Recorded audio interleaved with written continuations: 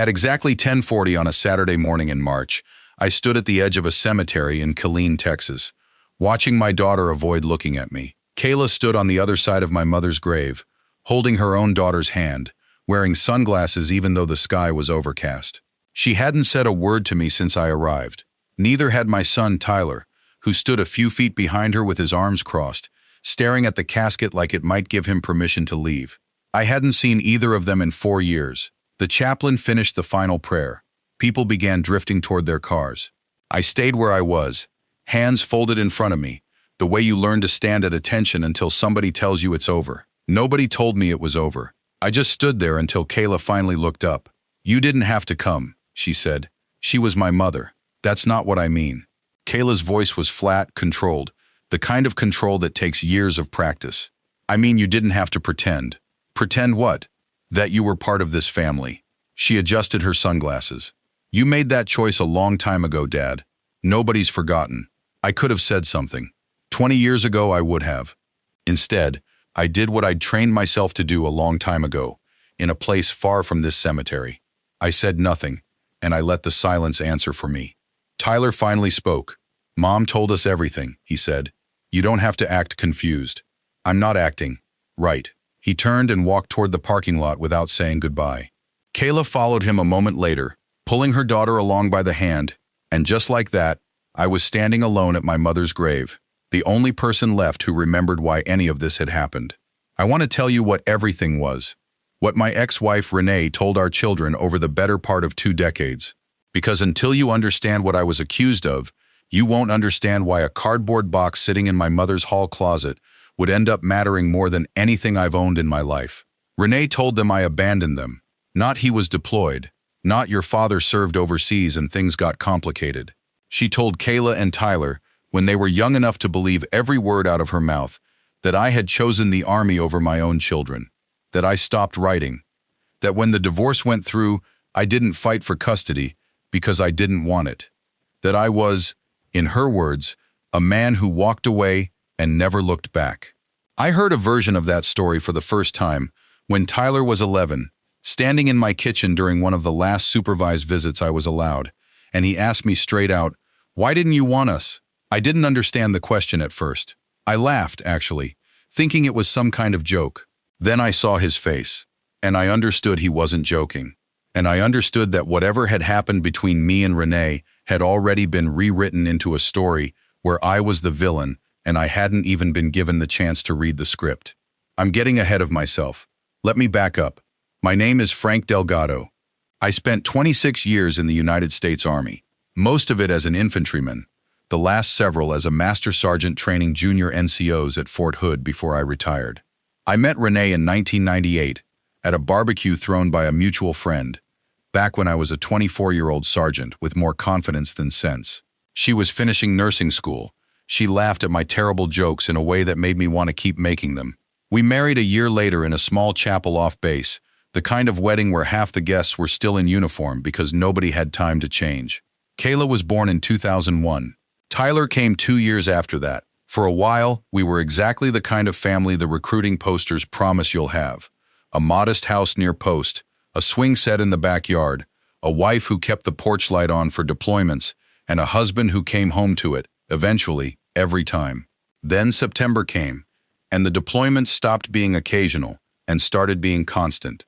I deployed to Iraq in 2004, came home in 2005, deployed again in 2006, came home in 2007 for 11 months, and deployed to Afghanistan in 2008 for what became the longest stretch of my career. 14 months, extended twice. Here's the thing people don't understand about deployment, especially the ones who've never lived it. It isn't just the danger, it's the distance. You become a voice on a satellite phone that cuts out every 90 seconds. You become a name on an envelope. You become, if you're not careful, a stranger to your own children, not because you stopped loving them, but because love doesn't travel well over 7,000 miles and a 12-hour time difference. I was careful. God, I was careful. Every single week I was deployed, without exception, I wrote my kids a letter, not an email, a real letter, on paper, in my own handwriting. Because Renee told me early on that Kayla liked getting mail more than anything, that she'd run to the mailbox every day hoping something would be there with her name on it. So I wrote. 52 letters a year, sometimes more, depending on the op tempo. I wrote about the guys in my squad, and the terrible food and the dust that got into everything, including your teeth. I wrote about how much I missed Kayla's terrible violin practice and Tyler's obsession with dinosaurs. I wrote I love you so many times across so many pages that I started running out of ways to say it, so I started drawing little pictures instead. Badly, stick figure versions of the three of us doing whatever I imagined they were doing back home. I mailed every single one to our house in Killeen, and for the first year or so, I got letters back. Kayla's handwriting, then later, crayon drawings from Tyler before he could write. Renee would include updates, school pictures, a lock of hair from Tyler's first haircut, once an entire page just describing what Kayla had said at dinner that made everyone laugh. I kept every one of those letters in a metal ammo can I still have, sitting in my closet at home to this day. Then, sometime during the 2008 deployment, the letters back home stopped. I noticed it slowly, the way you notice most bad things. Not all at once, but as a gap that keeps getting wider until you can't ignore it anymore. A few weeks without mail call, then a month. I asked Renee about it during one of our scheduled phone calls, and she told me the kids were busy with school, that she'd remind them to write, that I shouldn't worry so much. I kept writing anyway. I told myself the mail system was unreliable, that letters got lost overseas more than people realized, that this was just deployment doing what deployment does, putting distance between people who loved each other and calling it normal. I came home in October of 2009 to a house that felt like a stranger's. Kayla, who was 8, hugged me for exactly as long as it took someone to take a photograph, then went back to her room. Tyler, 6, hung back near Renee's legs, like he wasn't sure who I was. And Renee smiled at me across the living room in a way I'd later learned to recognize. A smile that was already halfway out the door. 4 months later, she filed for divorce. I remember sitting in a JAG office on post, a legal assistance attorney sliding papers across a metal desk, watching me read a petition that described me, in language I still remember almost word for word, as a spouse who had demonstrated a pattern of emotional and physical absence inconsistent with the needs of the minor children. That's not accurate, I told the attorney. I wrote every week I was gone. I have the letters. Do you have the letters they sent back? They stopped writing back. I don't know why. He looked at me for a long moment, the way people look at you when they believe you, but know it isn't going to matter. I'd hold on to whatever documentation you have, he said. It might matter down the road. I didn't know then how right he was. I didn't know it would take 15 years, my mother's death, and a cardboard box in a hall closet in Killeen, Texas, for it to matter at all. The custody hearing didn't go the way I expected. Renee's attorney painted a picture of a father who chose deployment after deployment over his family, who could have requested a non-deployable assignment and didn't, who, and this is the part that still sits in my chest like a stone, abandoned his post as a father to serve as a soldier. I got a weekend visitation, supervised for the first year, because Renee's attorney argued I was essentially a stranger to my own children. I didn't fight harder. I want to be honest about that because it matters what happened later. I was exhausted, coming off 14 months in a combat zone, still adjusting to indoor plumbing and streets without checkpoints, and I looked at my children's faces in that courtroom and saw 2 kids who flinched a little when I hugged them. I told myself that maybe Renee was right. Maybe I had gone too much. Maybe the kindest thing I could do was not fight for something I'd already lost the right to. That decision cost me almost 20 years. Kayla and Tyler grew up hearing a version of their childhood where their father chose a uniform over a family, where I stopped writing, where the divorce was something I wanted, not something that happened to me while I was standing in a legal assistance office, still wearing my desert boots, trying to understand how loving someone from 7,000 miles away had turned into abandonment on paper. I remarried once, briefly, in my 40s. It didn't last, and I don't think it was supposed to. I retired from the Army in 2015 and moved back to Killeen because it was the only place that still felt like it remembered me. My mother, Eleanor, lived 20 minutes away in the same small brick house she'd owned since 1979. She was the only person who never stopped asking about the kids, the only person who never once suggested I should let it go. They'll want to know the truth someday, she told me, more than once, usually over coffee at her kitchen table. People always do, eventually. You just have to still be standing there when they ask.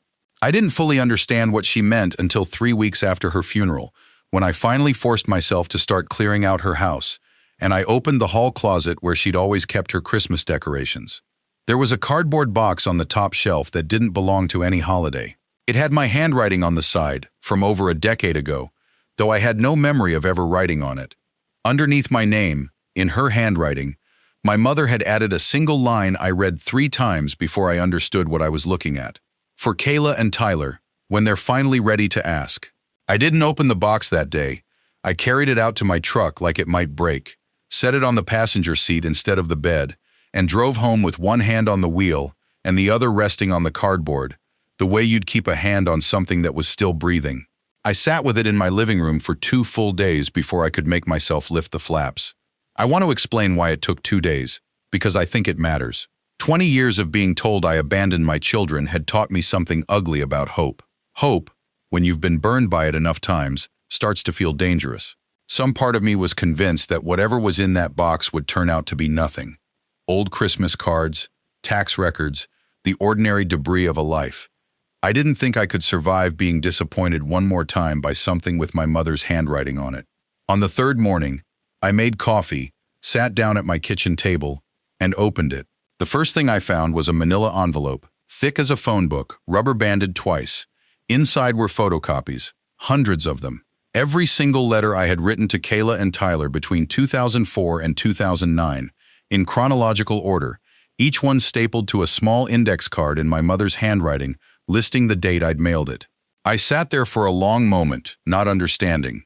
Then I remembered. During my second deployment, in 2006, my mother had asked me, almost in passing, during one of our weekly calls, whether I could start sending her copies of the letters I wrote to the kids. Just so I have something too, she'd said, in case anything ever happens to the originals. I remember thinking it was a strange request at the time, a little sentimental even for her. But I did it because it cost me nothing. Every week, I'd walk to the MWR Center, run my letter through the copier before sealing it, and mail the copy to her address, along with the original to the house. I had completely forgotten I'd ever done it. She hadn't. The second thing in the box was a spiral notebook, the kind you'd buy for $1 at a drugstore, filled front to back in my mother's careful cursive. It was dated. The first entry was from November 2006. Frank mailed a letter to the kids today. I have the copy. Called Renee to ask if it arrived. She said she wasn't sure. Things get lost in the mail sometimes. I turned the page. December 2006. Asked Kayla directly if she got Daddy's letter about Thanksgiving. She said no. Renee, standing right there, said, "Oh, I think it's still in my purse. I'll give it to her." Kayla is 5. She should not have to wait for her mail to come out of her mother's purse. I kept reading. Entry after entry, spanning almost 3 years, my mother quietly documenting a pattern she clearly suspected but had no way to prove. Letters that arrived and disappeared before the kids ever saw them. Questions that were deflected, excuses that shifted every time she asked. She never confronted Renee directly. I understood why, reading it. She was terrified that if she pushed too hard, Renee would cut off her visitation with the grandchildren too, and then no one on my side of the family would have any access to Kayla and Tyler at all. February 2008. I finally asked Kayla straight out if she thought her father still loved her. She said, "Mom says he chose the army." I did not correct her. I don't know if that was right. I am starting to think silence has a cost too. That line stayed with me longer than any of the others. The third thing in the box was the one that broke me. At the bottom, beneath the copies and the notebook, was a smaller bundle, 6 sheets of notebook paper, folded in thirds, in handwriting that started out round and clumsy and grew steadily neater across the pages, like watching a child grow up one sentence at a time. Each one began the same way. Dear Daddy. They were letters from Kayla and Tyler. Real ones, written to me, that I had never seen in my life. The earliest, dated 2007, was in Kayla's 6-year-old handwriting, half the letters backward, asking why I hadn't written back about her birthday. The next was Tyler's, barely legible, just a drawing of what I assumed was supposed to be a soldier, and the words, "I miss you," in crayon beneath it. There were 4 more, spread out across almost 2 years, each one a little more grown up, a little more guarded. The last one, dated just months before the divorce was finalized, written in a hand that was unmistakably an older Kayla's, careful and formal in a way that broke something in my chest. Dear Daddy, Mom says you don't write anymore, so I don't know if you'll get this. I hope you do. I hope you still remember us. I sat at my kitchen table for a long time after that, not moving, not able to. My mother had gotten these from the kids during her own visitation. Supervised, occasional, always monitored. In the brief window before Renee cut off contact between them entirely. The kids had written to me, trusted their grandmother to make sure the letters got to me, and for reasons I still don't fully know, my mother never mailed them. Maybe she was afraid of what it would look like, an ex-mother-in-law intercepting mail of her own. Maybe she thought there'd be a better moment. Maybe, and I think this is closest to the truth, she was waiting for a day when handing them over would actually mean something. Not just more paper thrown into a war that had already been decided, but proof, saved for whenever her grandchildren were finally old enough to ask the right questions. She just ran out of time to decide when that day was. I called Gary Okafor that afternoon. Gary had been my platoon sergeant during the 2008 deployment, one of maybe 3 people alive who remembered exactly how many nights I'd spent writing those letters by red lens flashlight after a 20-hour shift. He'd retired to Copperas Cove, 15 minutes from me, and we still met for coffee most Saturdays, mostly to argue about football. He came over within the hour. I didn't say much on the phone. I didn't need to. He sat across from me at the kitchen table, went through the notebook page by page without saying a word, then picked up Kayla's last letter and read it twice. You never told me any of this, he said finally. I didn't know any of it. Not the notebook, not the letters. My mother never said a word. Gary set the letter down carefully, like it weighed more than paper should. Frank, I remember you writing those letters.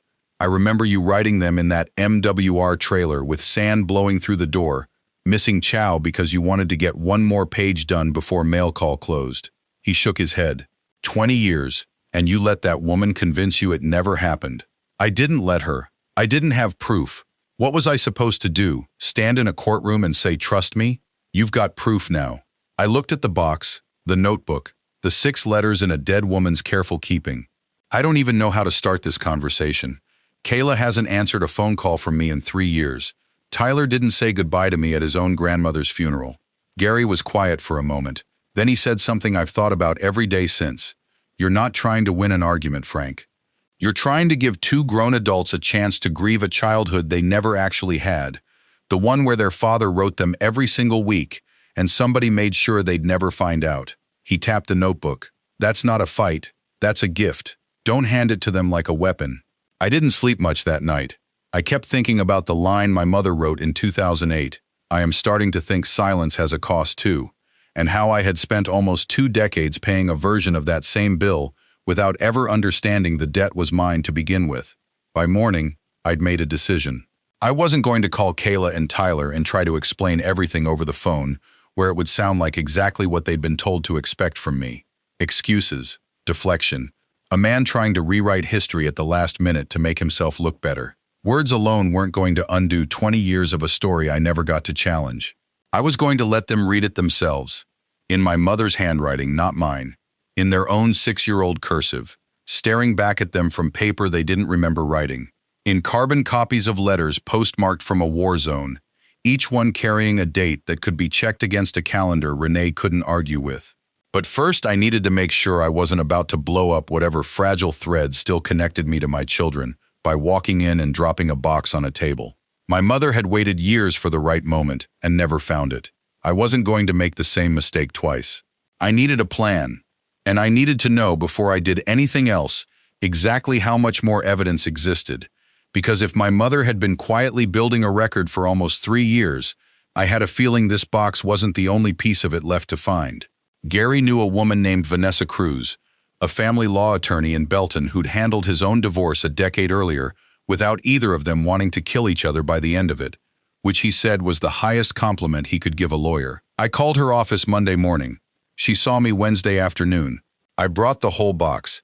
I set it on her desk like I was afraid it might spill. She went through it methodically, the way I imagine people go through things for a living when they've learned not to react to what's in front of them until they've seen all of it. The photocopies, the notebook, the 6 letters. She read Kayla's last one, I hope you still remember us, and I watched something flicker behind her eyes before she set it down and folded her hands. "I want to be straight with you," she said. "There's no court case here. Your custody arrangement ended when your kids turned 18. Nothing in this box undoes a legal decision made 20 years ago, and I don't think that's what you're after. It's not. Good. Because if you walk into this looking for a verdict, you'll get into a fight instead of a family." She tapped the notebook. "What you have here isn't a legal argument. It's a timeline. Dates, your mother's handwriting, letters postmarked from a combat zone that line up exactly with entries describing them going missing. That's not proof for a judge. That's proof for two adults who've spent their whole lives being told a story that never quite added up, even to them. So what do I do with it? You let them see it in order, the way it happened, not the way you'd tell it if you were angry.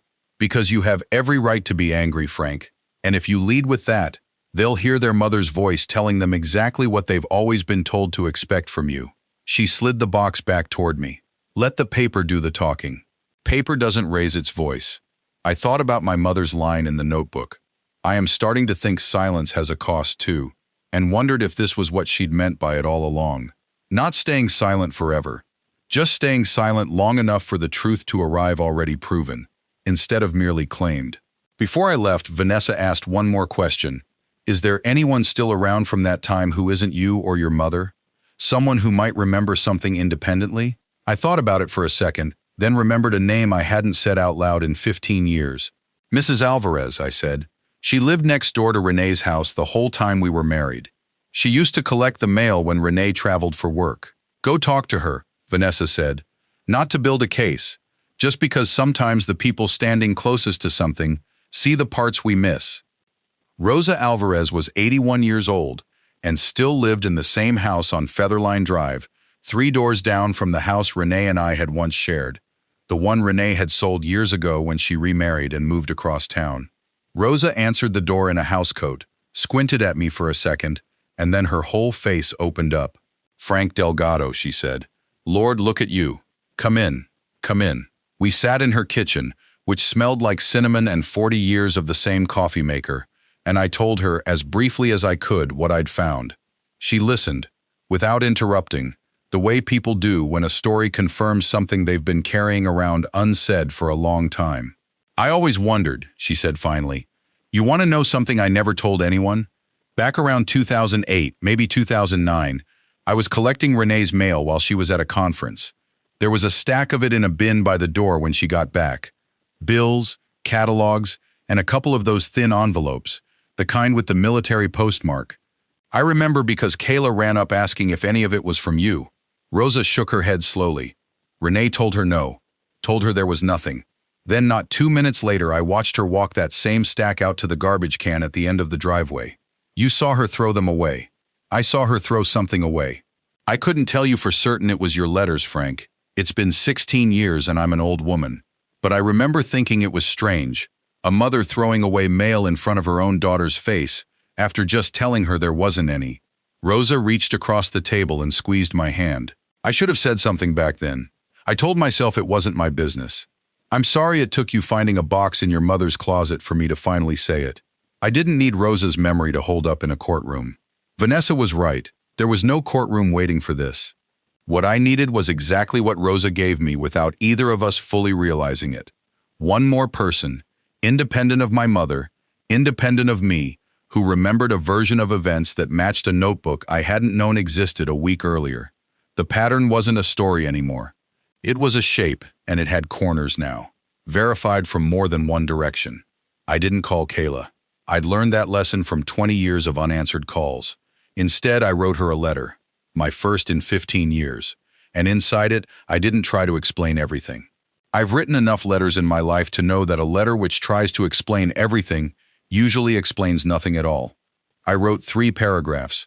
I told her I'd found something in Grandma Eleanor's closet that belonged to her, more than it belonged to me. I told her I wasn't asking her to believe anything I said in the letter itself.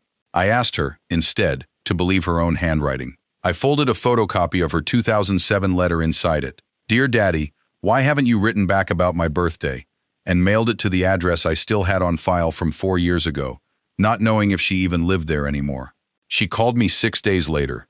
It was the first time I'd heard her voice on the phone since before her grandmother's funeral. "Where did you get this?" she said.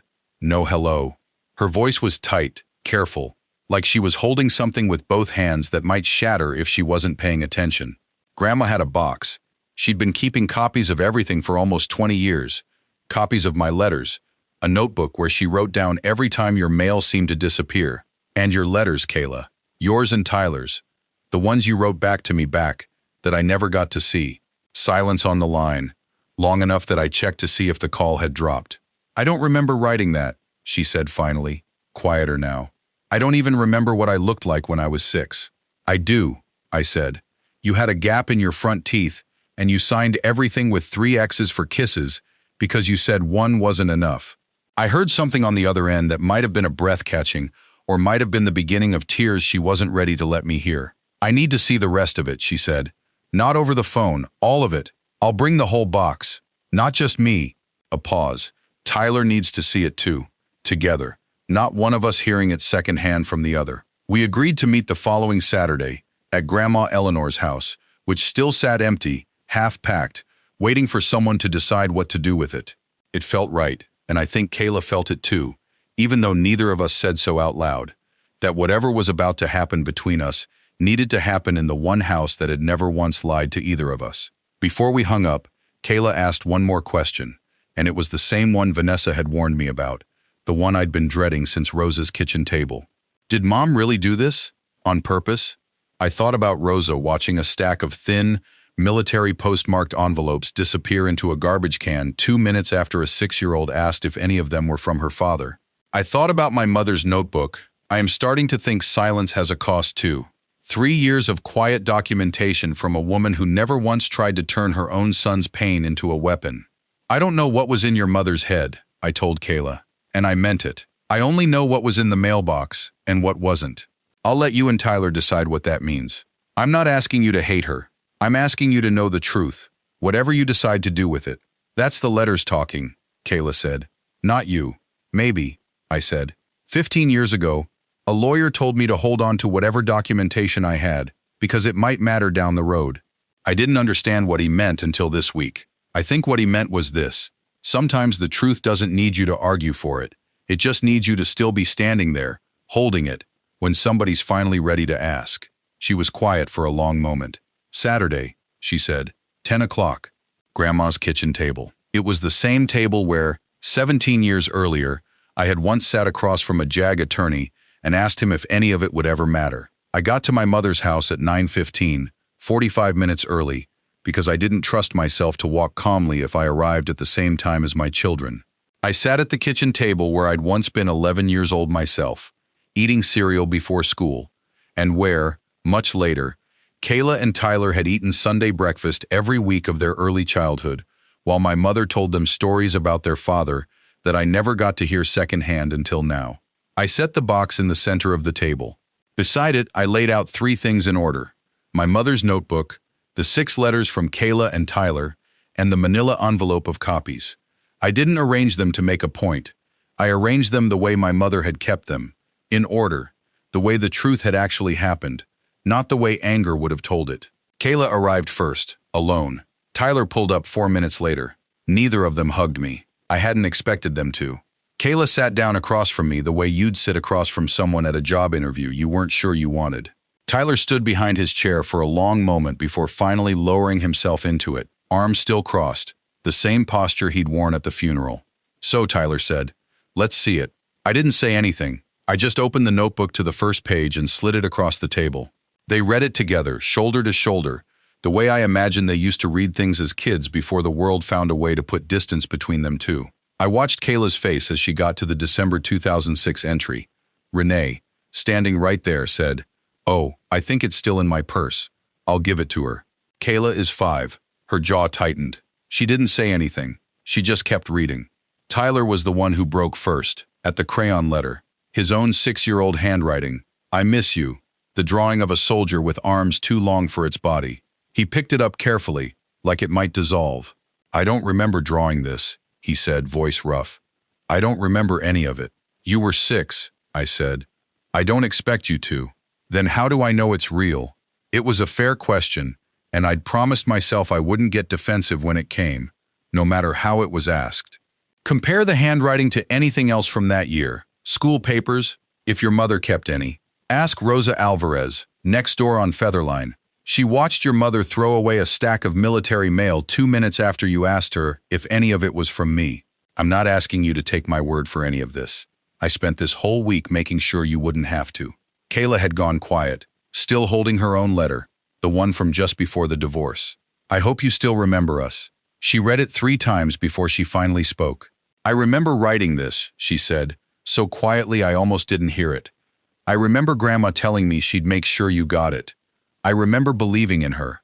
She looked up at me, and for the first time since the cemetery, there was nothing controlled left in her voice at all. I waited for you to write back, for months. I thought you just didn't care enough to answer a 6-year-old's letter, and I built 20 years on top of that. I never got it, Kayla. I promise you, I never got it. I know that now. Her voice cracked on the last word. I didn't know about it an hour ago. Tyler had gone very still, staring at the notebook. Mom told us you stopped writing, he said.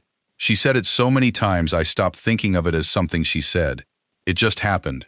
Like a fact. He looked up at me. Why would she do that?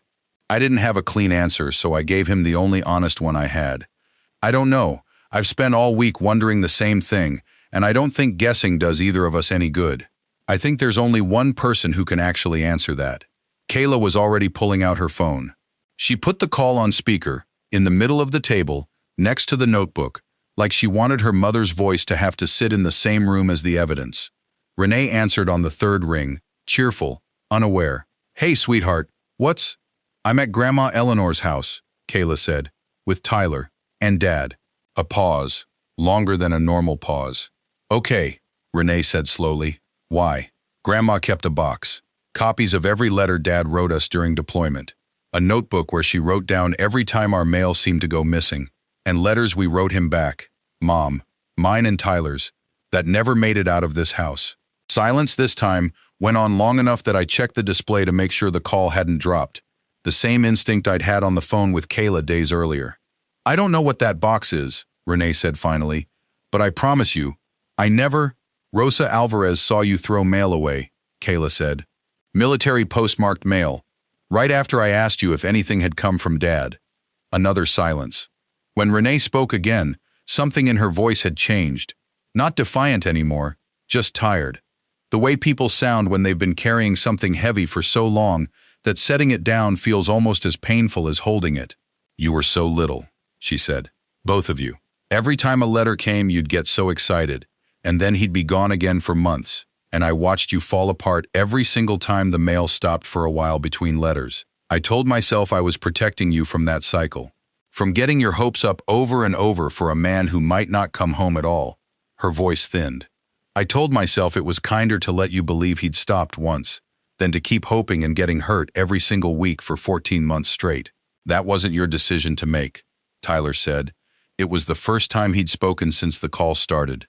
I know that now, Renee said. I think some part of me knew it then too. I just didn't want to know it.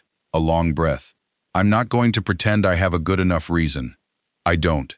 I was scared, and I was angry at your father for choices that weren't really his to make either. And somewhere along the way, I convinced myself that protecting you and controlling what you believed about him were the same thing. They weren't. I'm sorry. I don't expect that to last 20 years. Nobody said anything for a long moment. Kayla reached over and ended the call gently, without another word, and set the phone face down on the table, next to her own 6-year-old handwriting. I don't know what to do with that, she said. You don't have to know today, I told her. Nobody in this room needs to decide anything today except one thing. What's that? Whether you want to know your father going forward. Whatever the last 20 years were built on, that part's still yours to choose. We didn't leave my mother's house with everything resolved. I want to be honest about that, because I think the honest version matters more than the tidy one. Kayla and Renee are still working through what a relationship looks like now, slowly, on Kayla's timeline, not mine and not Renee's. Trust, I've learned twice now in my life. Once in a courtroom, once at a kitchen table, doesn't rebuild itself just because the truth finally arrives. It rebuilds one Saturday breakfast at a time, one returned phone call at a time, the same patient, unglamorous way my mother spent 3 quiet years writing down dates in a dollar store notebook, never once demanding credit for it. Tyler started calling every Sunday, the way he used to as a boy before the calls stopped meaning what they used to mean. Kayla brought her daughter, Sophie, out to see me for the first time 2 months later, my granddaughter, 7 years old, gap-toothed the same way her mother had been at that age, who looked up at me across my own kitchen table and asked, completely unprompted, "Grandpa, will you write me a letter sometime? Mom says you're really good at it." I write her one every week now, real paper, my own handwriting. I mail it, and I keep a copy for myself this time, not out of suspicion, just habit, the kind my own mother taught me, without either of us realizing it was a lesson at all. Last month, I framed one thing from that cardboard box and hung it in my hallway, where I see it every morning on my way out the door. It isn't the notebook, and it isn't the manila envelope of copies, careful and complete as they were. It's Kayla's last letter, the one that broke me at my kitchen table the day I finally opened the box. "Dear Daddy, Mom says you don't write anymore, so I don't know if you'll get this. I hope you do. I hope you still remember us. I remember every single day of it now. I always did. It just took 20 years. A mother who quietly kept faith in a truth she never got to deliver herself, and a box she left behind for the day her grandchildren were finally ready to ask, for anyone else to remember it with me." If this story reminded you of someone you love, a parent estranged by a story they never got to correct, a child who grew up believing something that was never quite true, I hope you'll hold on to that thought a little longer than you planned to. Sometimes the truth doesn't arrive with an argument. Sometimes it just needs someone to keep the evidence safe and stay standing there long enough for the people you love to finally be ready to ask.